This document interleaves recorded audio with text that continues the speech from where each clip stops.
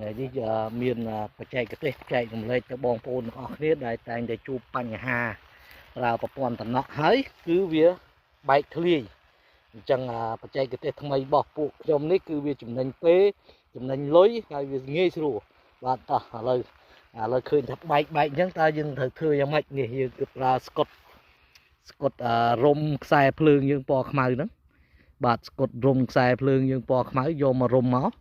គឺវាចិត្តដោយមិនបាច់ប្រើតំណទេហើយសម្ពាធទឹកឥឡូវនេះដែលយើងស្រោចមកចូល2បាយបាទហើយយើងនៅតែរុំចិត្តបានល្អ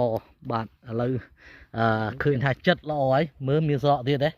អត់ទេបាទឥឡូវនេះធ្លាយបាទនេះធ្លាយ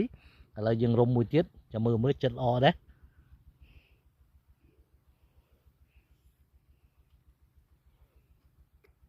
អានេះគឺជាស្កុតសម្រាប់រុំខ្សែភ្លើងយើងតែម្ដងហើយយើងយកមកតេស្តឃើញថាវាជោគជ័យអញ្ចឹងឃើញថាវាល្អចំណេញពេលចំណេញលុយអញ្ចឹងធ្វើវីដេអូនេះដើម្បីចែករំលែកទៅបងប្អូនកសិករទាំងអស់គ្នា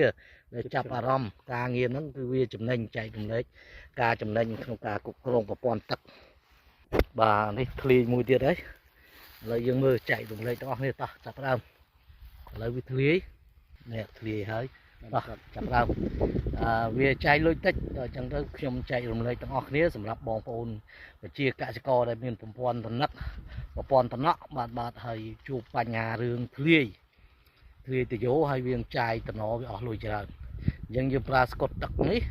មិនមែនជាស្កុតទឹកគឺស្កុតរុំខ្សែភ្លើងម្ដុំនេះតែ1500 2000យើងរុំបាន30តំណឯនោះបាទ30-40តំណបាទស្អាតឆេច